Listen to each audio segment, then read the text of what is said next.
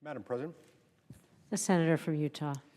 Madam President, I rise again today to express my objection to President Biden's sweeping vaccine mandate and to offer legislation that would protect Americans from this federal intrusion.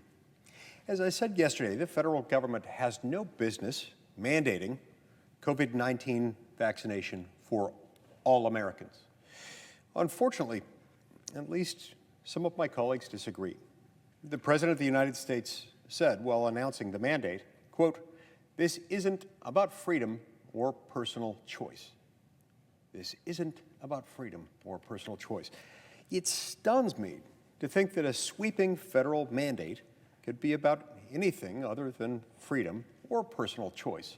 It's like robbing a bank and then saying it's not about the money. Our Constitution was designed to protect the liberties of the people of the United States, but now the government is being used by the executive to force Americans to be vaccinated or to be terminated. Yesterday, I came to the floor to speak about those Americans with sincerely held beliefs, whether religious or otherwise. My bill yesterday would have simply required that any mandate of this sort contain an exemption for those individuals. Now, I don't believe that such an exception would be sufficient to resolve the constitutional and the policy problems with such a mandate. But there are millions of Americans who would be able to live according to their beliefs if, in fact, such an exemption were included by law, which it should be. Lamentably, my colleague, the senior senator from Washington, objected. So I pledged to come back again today and tomorrow for as long as it takes to win the fight against this egregious mandate. Today, I'm providing another opportunity for this body to protect Americans. This mandate poses a real threat to the well-being of millions. Those who choose not to be vaccinated are at risk of losing their jobs. My office has been in contact with 144 Utahns who are concerned about this very issue. I shared some of their stories yesterday. Despite what many on the other side of this debate would have you believe, these are, in fact, everyday Americans. People with pre-existing medical conditions like autoimmune disorders. These are people who are just wanting to provide for their families and not to be able to expect that. These are pregnant mothers who are concerned about the safety of their own health and that of their unborn children. Some of these people are the heroes of yesterday. They're first responders, they're medical professionals and essential workers who sacrificed to carry our nation through the hardest days of this pandemic. And they're still heroes today. These Americans are not the enemy.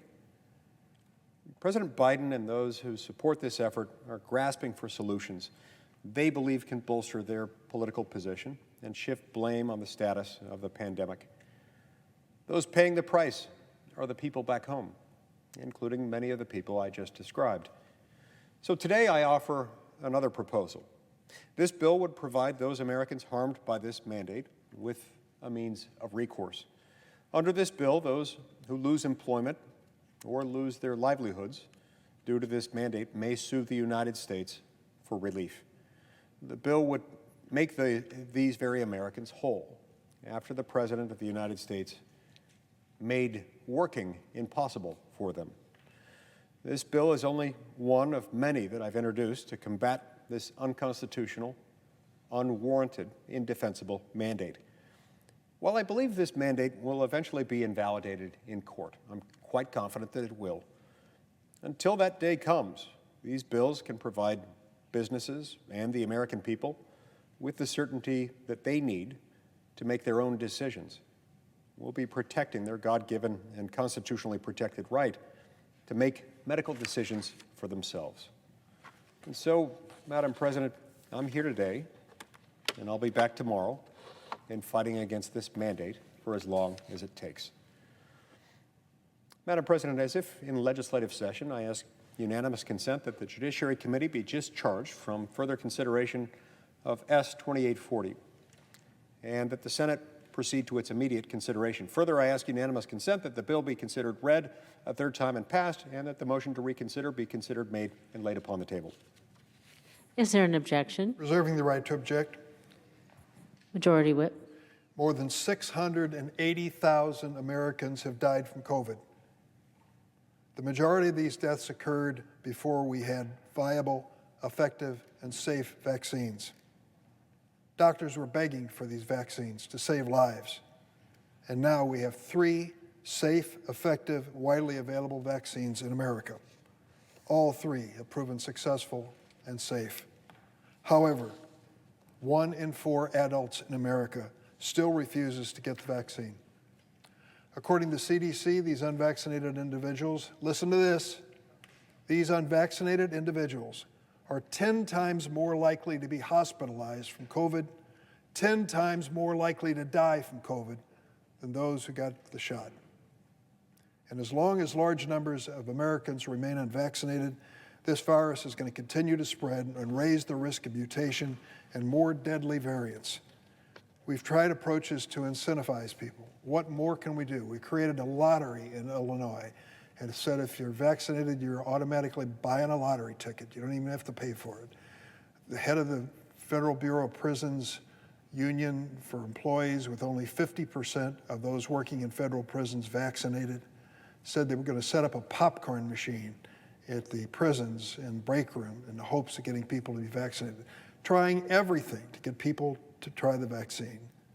We've tried every approach to incentivize them, but the vaccine numbers are not where they need to be. So facing this reality, the president accepted responsibility to try harder. He's directed federal agencies and OSHA to mandate vaccination for federal employees and certain private workers. These directives were issued by OSHA and other established legal authorities, and listen, they've been welcomed by the Business Roundtable and other employers who were waiting for a signal from the White House that we were serious, and they're supported by a majority of the American people. I recognize that some of my colleagues disagree with that action, and that has prompted this bill from my friend and fellow senator from Utah. His bill, the Don't Jab Me Act, would create a private right of action for any, quote, aggrieved individual to sue the federal government, quote, for injuries sustained as a result of COVID-19 vaccination mandate. I know the senator is careful in his words. I would ask him to look carefully at that word injuries. It is misleading. COVID-19 vaccines are safe and effective. They were evaluated in tens of thousands of clinical trials. They meet the FDA's rigorous scientific standards for safety and effectiveness and quality. They've undergone and will continue to undergo the most extensive, intensive safety monitoring in history. In an extremely rare case that an individual suffers an injury, a harm from COVID-19 vaccine, there's a system in place to provide compensation. Under the Countermeasures Injury Compensation Program, a person can already seek to recover damages for physical injuries suffered because of COVID-19 vaccines. The senator from Utah's bill appears to go beyond compensating individuals for physical injuries caused by the vaccine. It lets people sue the government for, quote, injuries sustained as a result of a COVID-19 vaccine mandate. Now, what kind of injuries might they be? Well, we surely don't know. The bill does not define the type of injuries that a person could sue for. The entire bill is 2.5 pages of very vague language. What we do know is that the bill, if enacted, would authorize a flood of lawsuits by individuals claiming that a vaccine mandate injured them in some physical, maybe, non-physical way. We don't know. It's ironic, for more than a year, my Republican colleagues claimed the pandemic would create a tsunami of COVID lawsuits. Remember all the times Senator McConnell went to the floor and said, hang on tight, the trial lawyers are just going to be hell-bent now, file lawsuits all across America. There'll be a tsunami of lawsuits. Well, it never happened. And despite that fact, the senator from Utah is apparently urging a new set of lawsuits to be filed. I'm a former trial lawyer, made a living at it. When people have been harmed, I support their day in court. But liabilities laws need to be carefully calibrated to promote the right behavior and incentives. This short, vague bill does not even try to strike a balance between health and safety.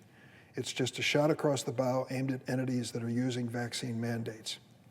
Remember, courts have long rejected challenges to vaccine requirements imposed by public entities. And the senator might take a look at his home state. In Senator Lee's home state of Utah, the public actors like Salt Lake Community College, the University of Utah, and Utah State University are using COVID vaccine mandates to promote health and safety. And I want to show the Senate this chart because it tells an amazing story. Remember the report about all the attorneys general who were going to file lawsuits in keeping with the senator's message against Joe Biden for these mandates, for these employees? Well, we took a look at their state. 24 states threatened lawsuits against Joe Biden for the very reasons stated by the senator from Utah. How are they doing compared to all the other states, the 26 states that didn't file a lawsuit? Well, it turns out the infection rate for COVID-19 is more than twice in those states as it is in the states not filing these lawsuits. The death rate is almost 3 times the rate of those states that didn't file a lawsuit. And the vaccination rates are significantly lower.